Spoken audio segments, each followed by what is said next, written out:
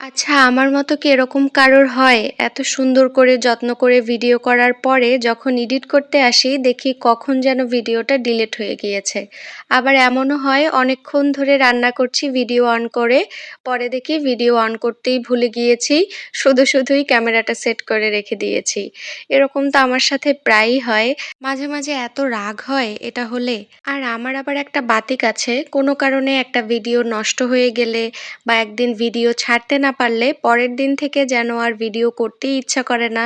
আর একদিন কোনোভাবে মিস করা মানে আমি একদম 15 দিনের জন্য বনবাসে চলে যাব। আমার আর দেখাই পাওয়া যাবে না। যাই হোক, আজকে আবার হাঁসের মাংস রান্না করার জন্য একটা প্রিমিয়াম কোয়ালিটির হাঁস বেছে নিয়েছি এবং তারপর ওই যে বললাম ভিডিও হারিয়ে গিয়েছে, আমি আর খুঁজেই পেলাম না। এজন্য হাঁস কাটা, ধোয়া, পরিষ্কার করা, কষানো সবকিছুই বাদ হয়ে গিয়েছে। এখন বর্তমানে ঝোল দিব, এইজন্য একটু নেড়েচেড়ে নিচ্ছিলাম। মাংসের কালারটা তো একদম ওয়াও এসেছে। হাঁসের মাংস রান্না করতে ভালো লাগে, খেতে ভালো লাগে, খাওয়াতে ভালো লাগে। মানে হাঁস মানেই বাঁশ, বাঁশ মানেই আনন্দ। কি বলছি নিজেও জানি না। আসলে ভিডিও তো ডিলিট হয়ে গিয়েছে তাই আর দেখাতে পারলাম না। আজকে সবকিছুই বাটা ব্যবহার করেছি। পেঁয়াজ থেকে শুরু করে পেঁয়াজ, রসুন, তারপরে শুকনা মরিচ, জিরা, গরম মসলা সবকিছু বেটে হচ্ছে মাংসটা মাখিয়ে তারপরে রান্না করেছি। আর এমনিতেও মাছ, মাংস, সবজি যাই রান্না করেন না কেন সেটা যদি ফ্রেশ হয় তাহলে কিন্তু যেভাবে সেভাবে রান্না করলেও খেতে ভালো লাগে। আমাদের হাঁস যেহেতু একদম আজকের ফ্রেশ হাঁস, তার উপরে সব বাটা মসলা ব্যবহার করেছি। খেতে খুবই ভালো হয়েছে।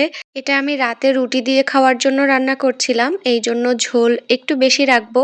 কারণ রুটি দিয়ে কিন্তু ঝোল না হলে খাওয়া যায় না। কিন্তু যদি ভাত দিয়ে খেতাম তাহলে ঝোল আরো কমিয়ে ফেলতাম। একটু ভুনা মতন রাখতাম। তো যাই হোক, আমার রান্না কিন্তু একদমই কমপ্লিট। আর আম্মু ওইদিকে হচ্ছে চাল কুমড়া, আমড়া এগুলো দিয়ে একটা খাটা রান্না করছিল। এটা হচ্ছে মিষ্টি খাটা। আমাদের আঞ্চলিক ভাষায় এটাকে তো খাটাই বলে। তো এটা আরো বিগত প্রায় ৫-৬ দিন ধরে জাল করতে হয়তো আরো ২-৩ দিন পরে এটা খাওয়ার উপযুক্ত হবে। আর এই যে দেখতে পাচ্ছেন সাদা মতন, এটা কিন্তু পুরাটাই নারকেলের দুধ, কোনো রকম গরুর দুধ ব্যবহার করা হয়নি। এখনো এখানে আরো অনেক কিছু দিতে হবে। সরিষা বাগার দিতে হবে, তারপরে ডিম সিদ্ধ করে ভেজে দিতে হবে। তারপরে গিয়ে শেষ পর্যন্ত একটা খাটা হবে। তো এই তো আজকে এখানেই বিদায় নিচ্ছি। ইনশাআল্লাহ আপনাদের সাথে আমার দেখা হয়ে যাবে নেক্সট ভিডিওতে। সবাই ততক্ষণ পর্যন্ত ভালো থাকবেন। আর ভিডিওটি যদি ভালো লেগে থাকে তাহলে লাইক, কমেন্ট, শেয়ার করতে ভুলবেন না।